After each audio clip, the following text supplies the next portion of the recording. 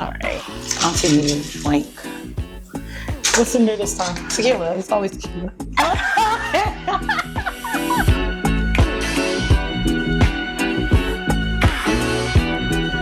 Oh, they don't have it. Girls do that too all the time. Oh my God, this trash girl. He's small for real. Why you still with him? I like him a lot, mind you. He be blowing her back out. He be blowing her back out all the positions in the conversation. Shit, it's cool, girl. Like, you could have told me. I'm not going. But bitches will do the opposite too. They would probably gas him up too bad and probably be saying like he got other bitches on the side, but I don't care. I'm his number one. Mind you, she's his only one, and he not talking to nobody else. I got a question. For relationships, if you're in a partner, if you were someone for like a long time, you know, the relationship's kind of dying and so on and so forth, or like he or she is not as attentive to you or stuff like that, do you think developing an emotional relationship is cheating with somebody else? Does giving you the attention that you lack in a relationship? I'm gonna put it like this. I feel like it is, but I feel like it happens unintentionally. People often unintentionally seek out things that they don't have. You even do that in relationships. Usually when you're in a relationship for girls, for little girls, they either seek out exactly what they had from their dad because it was great and they know how to be treated, or they seek out everything they didn't get from their dad. Mm-hmm. Same thing with boys, vice versa. They seek out, their mom was the greatest thing they ever knew, so they seeking out women that had traits of their mom. Or maybe their mom was a piece of shit and they seeking out nurture and all that in the third. But they won't, they're not physically consciously doing it. Right. So I feel like the same thing happens in your relationship. Your relationship starts great. They're affectionate. You go on dates. They always telling you you're pretty. They always, you know, like they always checking up on you. They sending you texts throughout the day. Did you eat? Did you this, that, and the third? Right. It stops. And it's like, you might be minding your business. It's like, you're not over here. Like, you know, you feel away because it stopped and all that. And you might say something to your partner, but nothing's really changing. And then one day a new coworker comes and they're inviting you to lunch and they're asking about your day and they noticing your new hair colors and your new outfits and all that. And you don't feel you smell. Yeah, yes. And you're not noticing it, but you're feeding into it because it's everything you've been missing. Now, once you realize you're doing it, like, yes, it is. Once you realize you're doing it and you start like doing shit for, I'm going to wear this new dress to the office because I know such and such is going to know. I bought this new, I'm going to change my hair up again because I know such and such like red and I'm going to turn my shit red, like da-da-da-da. Now, because now you're doing shit that you would have done for your man, or woman to know this. I got a question. So once you start acknowledging and feeding into it, yes, at first I'll give you the innocent, you was subconsciously and you didn't know. Yeah. I don't get that. It was like, if you fuck up, like, I hate that statement. You be like, men fuck bitches because they just want to fuck. Women fuck bitches because they got an emotional connection. That's not true. I think you fuck anybody due to the fact that you have some type of connection or pull, even if it just says. But men are trying to make it seem like they never gave a fuck about none of the bitches. I think it's a justification just to have sex. It is. Men are saying that shield your relationship. Men's whole thing is, I just saw a fat ass and I'm a dog and I don't even know her first name or her favorite color. Then why get in a relationship? That's my whole thing. Why are you in a relationship with this girl who you said that you were exclusive with and you're only with, and she's under that impression as well, and you out here fucking other bitches because you're a dog?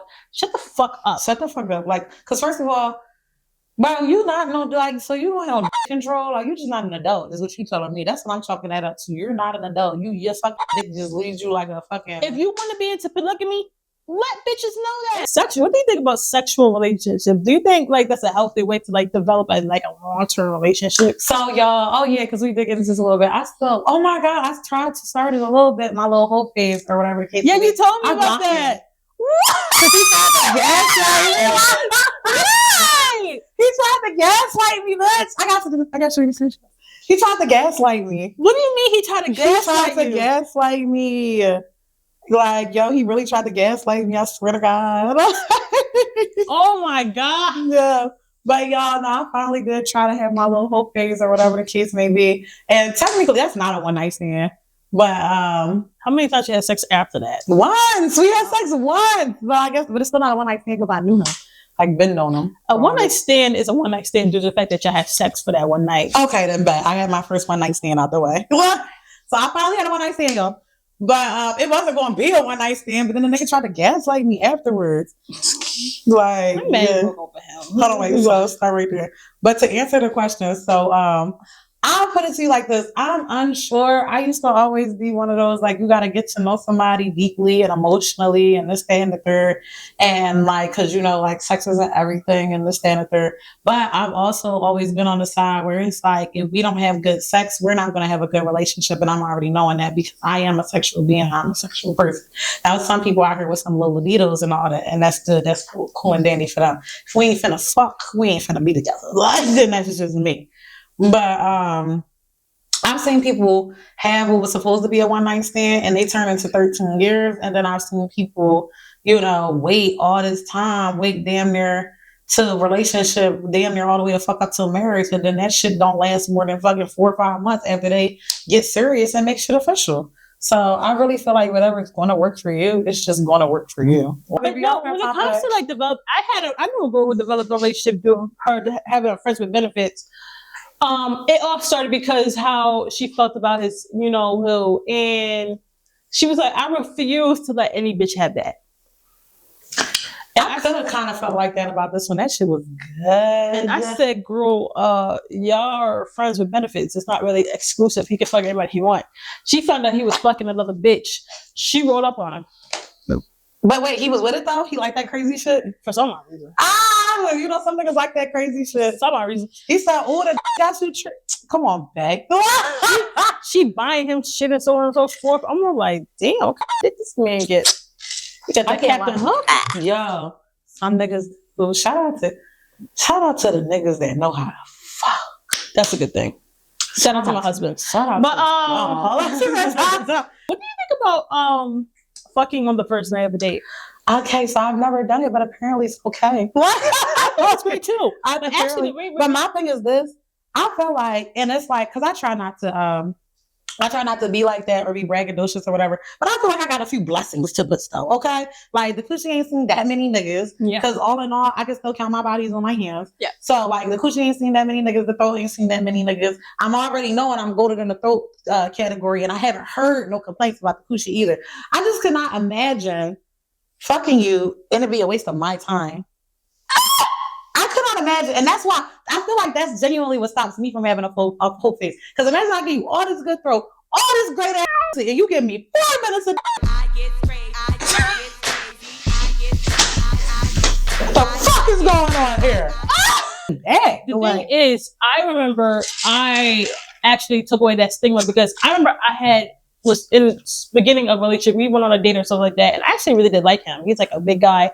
I never been with a big guy before. I don't like that. That was my first. I'm fat, and only so like we can't be belly bump. But I'm fluffy. But like I know he was actually a really good guy. And then I remember one time he was like, you know, what if y'all titties slap? That's a story. Go ahead. That's like my biggest. Like, I just can't imagine. Like, but like, I was making out with him, and for one thing, I'm a very great kisser, so you should be hard by the time I reach inside your pants.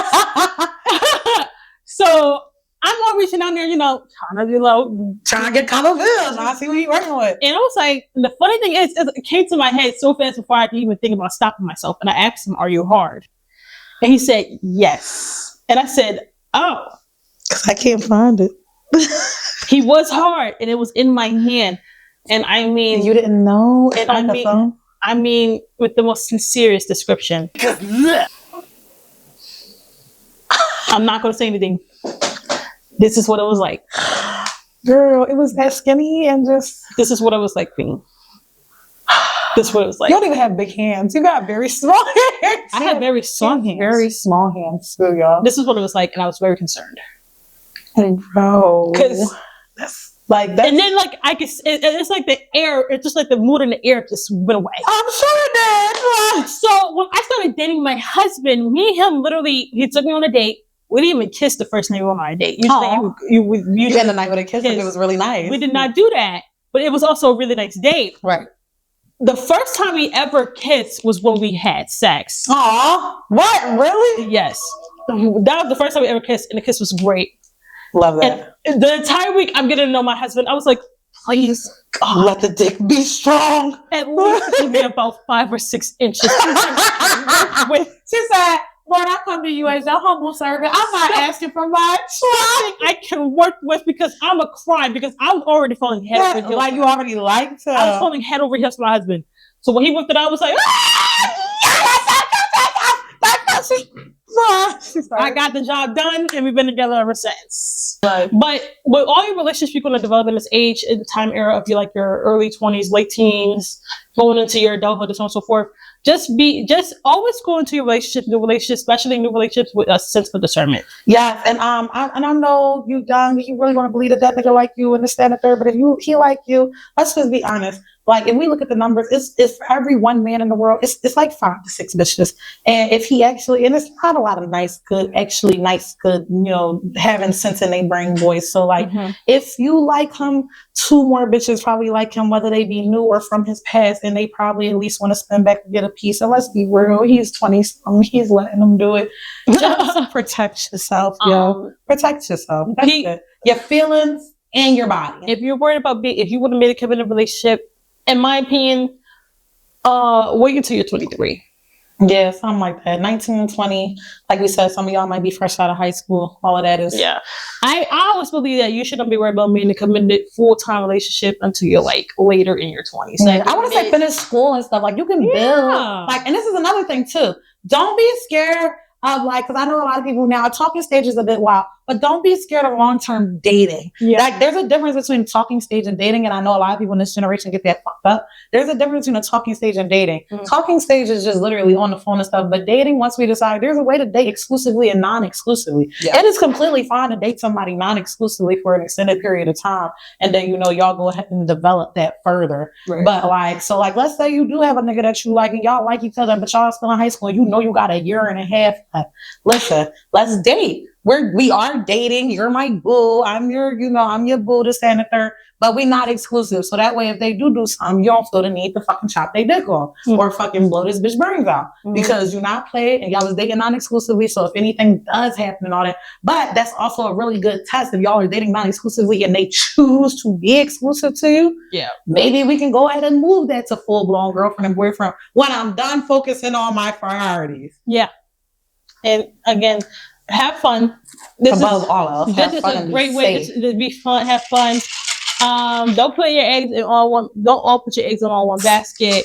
Please don't. When it comes to your friendships, you're going to be tested with your friendships. But if the test wins, sometimes you just gotta move on from that person. Yeah, it's okay. Or if it doesn't win, that you might have a lifer. Yes. Just always be discerning. Always be discerning. Discerning is a word you're going to hear a lot, and it's something that you got to learn. And it takes one thing that I learned, and again, we'll get into this in the next episode. A lot of things we could tell you all day, but you're going to have to go through it to learn it, to truly experience it, to truly understand what we're saying. Because it's things that people told me that you just still got to live through it. Oh, I'd never be in that situation. And then you find yourself in a situation and you look at yourself like, why the fuck am I still here? What am I doing? Like, I know better than this. But you don't, because you never actually experienced it. Somebody told you, but you have to go through those motions and you have to feel it and you have to see what your reactions are to it. That's completely fine. Don't ever beat yourself up for having to go through a situation. Only start beating yourself up if you recognize it and you keep fucking staying. Right. But if you have to go through something to figure it out, that's absolutely fine. That's absolutely fine. Yeah. You have to get cheated on to understand that you're not the forgiving kind of person. That's cool. But don't act like you forgiven and then no. But with that, we're going to see y'all in another one. Just to let you know, the next episode is not all relationships. Okay. No, we don't have to do that. But we see you on. We got to re-record this, y'all. We got a whole Murphy's Law technical difficulties. I hate that when it comes to being a content creator and recording shit. That's the worst. Having no video but having only audio is the worst way. We might drop a podcast. We might. There's the whole fucking audio. I have all the audio just to have a video. I have one half of the video just to be frank. But other than that, we'll see you on the next one. Hopefully you got some out of this. And I think for the most part we stayed on topic. We stayed on topic. I think we stayed completely on topic, actually. Yeah, I'm proud of us. Yes. Because the last we was everywhere. That's why I said that might still have to get dropped, but we definitely. But other than that, hopefully y'all stay tuned in. This has been Lanazah and the Queenie, and we're just 2 fire signs that you don't want to miss. See you on the next one. Bye. Ciao.